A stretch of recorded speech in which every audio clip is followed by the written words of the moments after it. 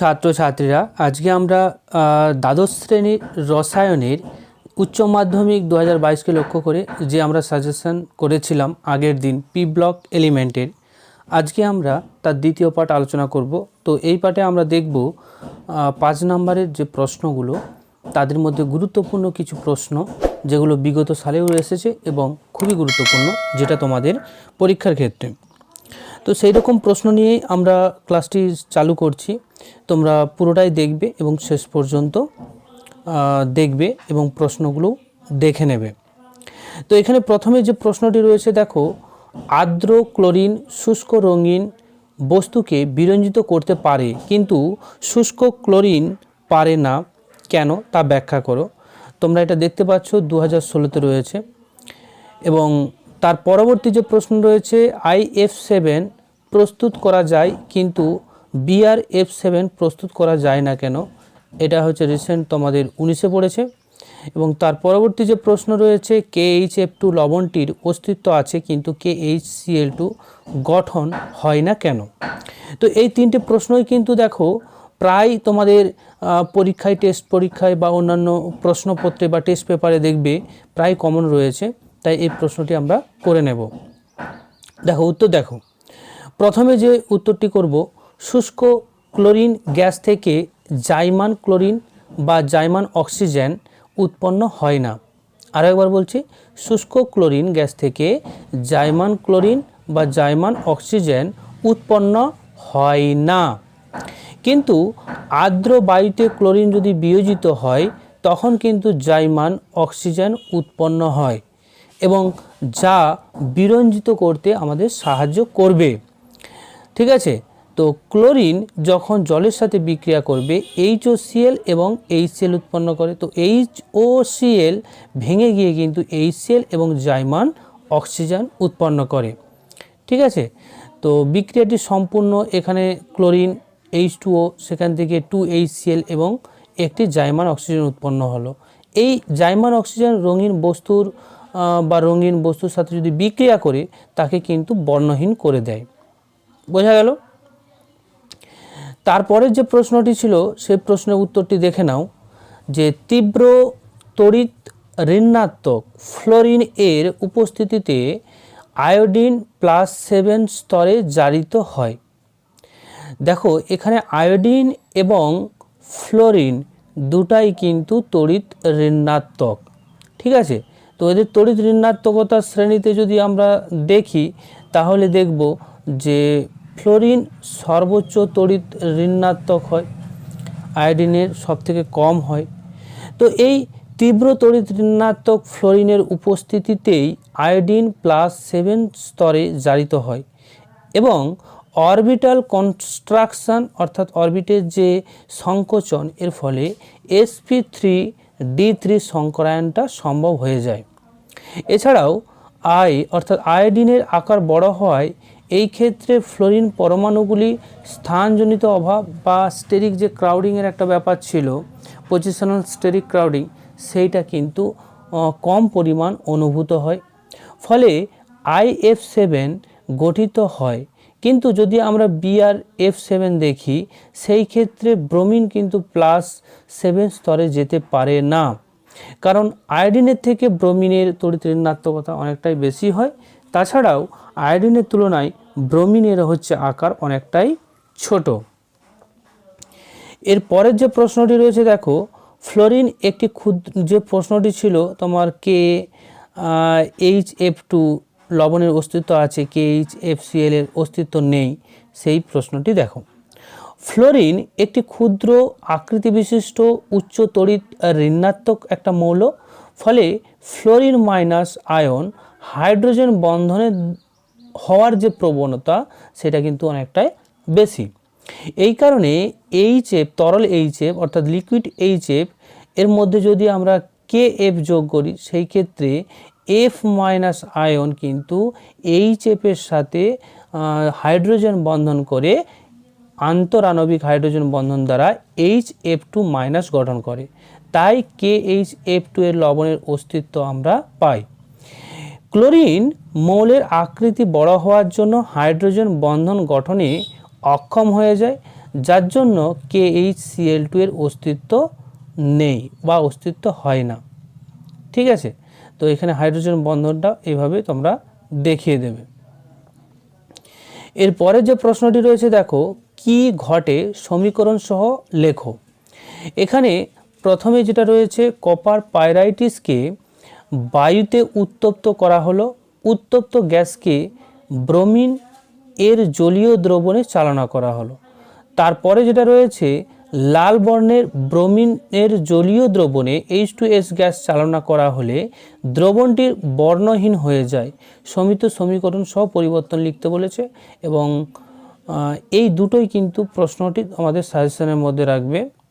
ঠিক আছে, নিচেরটা করার দরকার নেই, বা করলেও করতে পারো, সমস্যা নেই, করে দিচ্ছি। প্রথম যে প্রশ্নটি দেখো, কপার পাইরাইটিসকে বায়ুতে যদি উত্তপ্ত করলে কিউপ্রাস সালফাইড এবং ফেরাস অক্সাইড, ঠিক আছে, আর SO2 উৎপন্ন করবে। কিউপ্রাস সালফাইড, ফেরাস অক্সাইড এবং সালফার ডাইঅক্সাইড উৎপন্ন হয়। তো সালফার ডাইঅক্সাইডকে ব্রোমিনের জলীয় দ্রবণে যদি চালনা করি, সেই ক্ষেত্রে আমরা দেখি যে H2SO4 উৎপন্ন হয় এবং HBr উৎপন্ন হয়। ক্লিয়ার? তো বিক্রিয়ার সমিত সমীকরণটা তোমরা দিয়ে দেবে। তারপরে যে প্রশ্নটি রয়েছে দেখো, পরবর্তী প্রশ্ন যে Br মানে অর্থাৎ এখানে ব্রোমিন H2S এর সঙ্গে যদি আমরা বিক্রিয়া ঘটাই, সেই ক্ষেত্রে HBr এবং সালফার অধক্ষিপ্ত হয়। তো ব্রোমিন H2SO4 দ্বারা বর্ণহীন HBr এর বিজারিত হয় বলে ব্রোমিনের লাল বর্ণের দ্রবণ বর্ণহীন হয়ে যায়।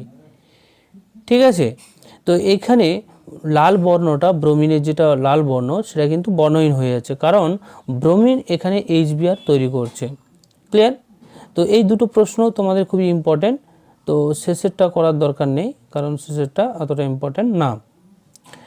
এরপরের যে প্রশ্নটি দেখো, হ্যালাইডগুলির বন্ধন শক্তির ঊর্ধ্বক্রমে সাজাও, তোমার উত্তর সপক্ষে যুক্তি দাও। এগুলির মধ্যে সবচেয়ে শক্তিশালী কোনটি? এবং তার পরবর্তী যে প্রশ্নটি রয়েছে, SO2 এর বিরঞ্জন ধর্ম সাময়িক হলেও ক্লোরিনের তোমার বিরঞ্জন ধর্ম স্থায়ী হয় কেন? খুবই ইম্পর্টেন্ট প্রশ্ন। চলো উত্তরগুলো আমরা দেখে নিই। প্রথম যে প্রশ্নটি ছিল তার উত্তর দেখো, হ্যালাইডগুলির বন্ধন দৈর্ঘ্য হ্যালোজেন পরমাণুর আকার বৃদ্ধির সঙ্গে বৃদ্ধি পায়। বন্ধন দৈর্ঘ্য হ্রাস পেলে বন্ধন বিয়োজন শক্তি বৃদ্ধি পায়। আর একবার বলছি, বন্ধন দৈর্ঘ্য যদি হ্রাস ঘটে, সেই ক্ষেত্রে বন্ধন বিয়োজন শক্তি হ্রাস ঘটবে, অর্থাৎ টাইটলি সেটা বাউন্ড থাকবে। ঠিক আছে, বাইন্ড থাকবে। তো হ্যালোজেন যে পরমাণুর আকারটির ক্রম যদি আমরা দেখি, তো আয়োডিনের সব থেকে বেশি এবং সব থেকে কম হচ্ছে ফ্লোরিন। ঠিক আছে, তো আয়োডিন থেকে যত উপরের দিকে আমরা আসবো ফ্লোরিনের দিকে, তত কিন্তু তাদের আকার ক্রমশ কমতে থাকবে। তাহলে বন্ধন দৈর্ঘ্যের ক্রম কি হবে? বন্ধন দৈর্ঘ্যের ক্রমও ঠিক একই রকমভাবে, যত হচ্ছে উপরের দিকে আকার ছোট হবে, তত তাদের বন্ধন দৈর্ঘ্য ছোট হবে। ঠিক আছে, তো HF এর ক্ষেত্রে বন্ধন দৈর্ঘ্য ছোট হবে HI এর থেকে। ঠিক আছে, HR সব থেকে বেশি হবে।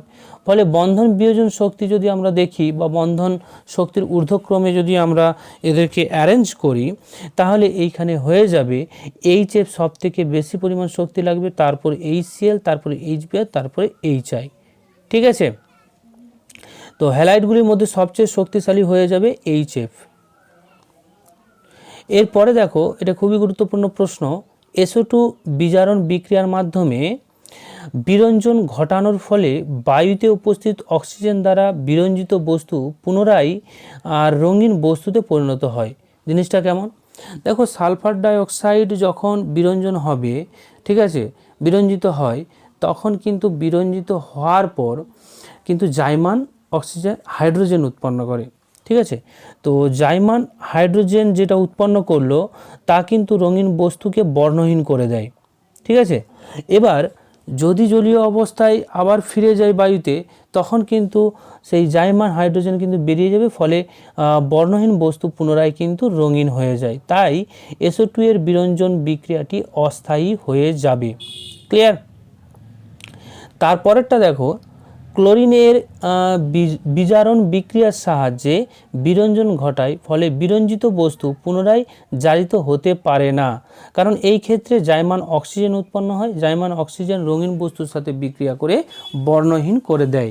এই ক্ষেত্রে কিন্তু বায়ুতে উপস্থিত থাকাকালীন এখানে জায়মান অক্সিজেন বেরিয়ে যাবে না, ফলে এটা স্থায়ী হয়ে যায়। এরপরে দেখো পরের প্রশ্নটি, ক্লোরিন গ্যাসকে উত্তপ্ত ও ঘন KOH দ্রবণে চালনা করলে কি ঘটে সমিত সমীকরণ সহ লেখো। তারপরে যে প্রশ্ন, হাইড্রোজেন হ্যালাইডগুলির তাপীয় সুস্থিতির ক্রমটি লেখো। এই দুটো প্রশ্নই খুবই গুরুত্বপূর্ণ, ঠিক আছে। তো তোমাদের আরেকটা কথা বলার, যদি তোমাদের পিডিএফ প্রয়োজন হয় অবশ্যই কমেন্ট করবে, এবং কমেন্ট করলেই কিন্তু তোমাদের পিডিএফ দেওয়া হবে। দেখো একের দাগে প্রশ্নে যে উত্তরটা ছিল, ক্লোরিন গ্যাসকে উত্তপ্ত ঘন দ্রবণের মধ্য দিয়ে চালনা করলে ক্লোরিন প্রপারেশনট হয়ে ডিসপ্রপোর্শনেট যেটাকে বলা হয়, ঠিক আছে, ডিসপ্রপোর্শনেট হয়ে যে পটাশিয়াম ক্লোরাইড এবং পটাশিয়াম যে ক্লোরাইড উৎপন্ন করে। তো এখানে বিক্রিয়াটি লিখে দেবে KOH 6KOH 3Cl2, সেখান থেকে 5KCl এবং KClO3 3H2O। এরপরে দেখো হাইড্রোজেন হ্যালাইডগুলির তাপীয় স্থিতিশীলতা, অর্থাৎ তাপীয় স্থিতিশীলতা কিছুক্ষণ আগে আমরা করে এলাম, যার বন্ধন দৈর্ঘ্য কম হবে তার ক্ষেত্রে তাপীয় স্থায়িত্ব বেশি হবে, কারণ সেই বন্ধনকে ভেঙে ফেলা কষ্টকর হবে। তো HF-এর ক্ষেত্রে দৃঢ় বন্ধন থাকে, তাই এর তাপীয় স্থিতিশীলতা বেশি, এবং ক্রমশ যত আমরা গ্রুপের দিকে নিচের দিকে যাব আয়োডিনের দিকে, তার হাইড্রাইডগুলো তোমার হচ্ছে তাপীয় স্থিতিশীলতা কমতে থাকবে। BrF2 এর ক্ষেত্রে যদি আমরা দেখি, এর যে তোমার হাইব্রিডাইজেশন যদি দেখি ব্রোমিনের ক্ষেত্রে sp3d3, ঠিক আছে, 3 3 6 7, এখানে হচ্ছে কটা আছে 4 5 6, তাহলে sp3d2 হবে, ঠিক আছে। তো এখানে দেখো একটা লোন পেয়ার আছে এখানে, ঠিক আছে। তো লোন পেয়ার যদি থাকে, টোটাল দেখো এখানে 1 2 3 4 5 6, এখানে হচ্ছে দেখো 2 3 5 1 6, ঠিক আছে। তাহলে sp3d2 এটা হবে ব্রোমিনের হাইব্রিডাইজেশন। আর এর আকৃতি হয়ে যাবে, অ্যাকচুয়ালি আকৃতি যেহেতু একটা লোন পেয়ার রয়েছে তাই বর্গ পিরামিডীয়, ওকে। এরপরে যে প্রশ্নটি আসছে দেখো, তোমার SF2 এর অস্তিত্ব আছে কিন্তু SF6 এর অস্তিত্ব নেই, এই প্রশ্ন। এবং দ্বিতীয় যে প্রশ্নটি রয়েছে খুবই গুরুত্বপূর্ণ, এটা তোমরা করবে, ঠিক আছে, বই থেকেই পাবে তোমরা। সালফার ডাইঅক্সাইডের জলীয় দ্রবণে ক্লোরিন গ্যাস চালনা করলে কি ঘটে সমীকরণ সহ লিখো। এটা খুবই ইম্পর্ট্যান্ট প্রশ্ন, এটা তোমরা করে রাখবে। এরপর আসছি PCl5 এর আর্দ্র বিশ্লেষণ ঘটে, এটা একটা প্রশ্ন। এবং পরবর্তী যে প্রশ্নটি রয়েছে, কি ঘটে লেখো, শুধু সমিত সমীকরণ দাও। কপার সালফেটের জলীয় দ্রবণে অ্যামোনিয়াম হাইড্রাইড যোগ করা হলো, এই ক্ষেত্রে কি হবে, এবং নাইট্রিক অ্যাসিডের শুধুমাত্র জারণ ক্ষমতা আছে, ব্যাখ্যা করতে বলেছে। তো দেখে নাও উত্তরগুলো। প্রথম যে প্রশ্নটি PCl এর আর্দ্র বিশ্লেষণ, তো আর্দ্র বিশ্লেষণ যদি আমরা করি তাহলে দেখব H3PO3 উৎপন্ন করবে এবং HCl উৎপন্ন হয়।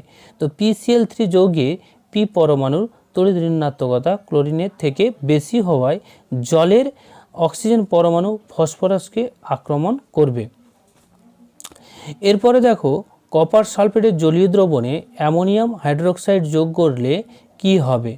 তো প্রথমে যদি আমরা যোগ করে কপার সালফেট অ্যামোনিয়াম হাইড্রোক্সাইড করি তাহলে একটা যৌগ যৌগ উৎপন্ন হয়, তারপরে অ্যামোনিয়াম সালফেট উৎপন্ন হবে। এই যৌগটি আবার ভেঙে গিয়ে অ্যামোনিয়াম সালফেট এবং অ্যামোনিয়াম হাইড্রোক্সাইডের সাথে বিক্রিয়া করে কিন্তু এই সমীকরণ তৈরি করবে। তো এই সমীকরণটা তোমরা মুখস্থ করতে হবে, কিছু করার নেই, ওকে। এরপরে দেখো নাইট্রিক অ্যাসিডের নাইট্রোজেনের যদি জারণ সংখ্যা দেখি আমরা, তাহলে কিন্তু এখানে +5 জারণ সংখ্যা হয়ে যাবে, ঠিক আছে। তো +5 জারণ সংখ্যা যেহেতু, অর্থাৎ সর্বোচ্চ জারণ সংখ্যা, নাইট্রোজেন পরমাণুর জারণ সংখ্যা বৃদ্ধির কোনো সুযোগ আর থাকবে না, সর্বোচ্চ জারণ সংখ্যায় পৌঁছে গেছে, এর বেশি আর হতে পারে না, ফলে সে কমতে পারে কিন্তু বাড়তে পারে না। তাই HNO3 এর জারিত হওয়ার সুযোগ পায় না, কেবলমাত্র বিজারিত হয়, অর্থাৎ জারণ সংখ্যা কমতে পারে। তাই বিজারণ ক্ষমতায় তোমার বিজারণ হতে পারে, তাই জারণ ক্ষমতায় থাকবে, কিন্তু যেহেতু জারিত হতে পারছে না তাই বিজারণ ক্ষমতা তার থাকবে না। সুতরাং নাইট্রিক অ্যাসিড শুধুমাত্র জারণ ক্ষমতা বর্তমান। বোঝা গেল? এরপরে যে প্রশ্নটি আসছে দেখো, রাসায়নিক বিক্রিয়ার সাহায্যে SO2 এর জারক বিজারক উভয় ধর্ম আচরণ ব্যাখ্যা করতে বলেছে, এবং ট্রেলিং অফ মার্কারি কি এটা দরকার নেই, তো আমাদের মেনলি একটাই দরকার। তো SO2 যৌগে সালফারের যদি জারণ সংখ্যা দেখি সেটা হবে +4।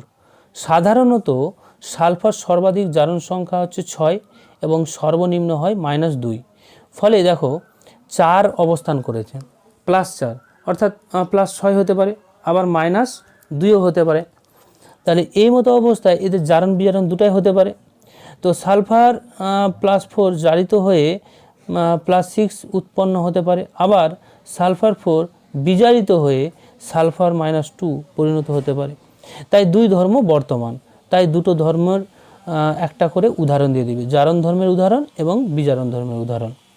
ঠিক আছে, বোঝা গেল? এরপর দেখো এখানে NCl3 এবং PCl3 এর আর্দ্র বিশ্লেষণে ভিন্ন ধরনের বিজারিত বিক্রিয়াজাত পদার্থ উৎপন্ন হয় কেন, ব্যাখ্যা করো। খুবই ভালো প্রশ্ন, প্রশ্নটি দেখে নাও।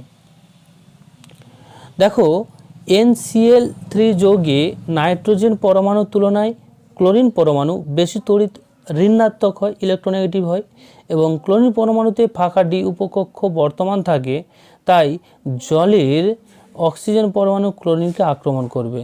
ফলে এখানে আমরা যদি দেখি NCl3কে যদি জলের সাথে বিক্রিয়া করি তাহলে এখানে যে ক্লোরিন আছে সেই ক্লোরিনকে কিন্তু জলের অণু আক্রমণ করে, ফলে HOCl উৎপন্ন করে এবং অ্যামোনিয়া উৎপন্ন করে। কিন্তু যদি আমরা PCl5 এর ক্ষেত্রে দেখি তো ফসফরাসের তড়িৎ ঋণাত্মকতা ক্লোরিনের থেকে বেশি হয়, ফলে অক্সিজেন যে পরমাণু জলের তা কিন্তু ফসফরাসকে অ্যাটাক করবে, ফলে H3PO3 এবং HCl উৎপন্ন করবে। বোঝা গেল?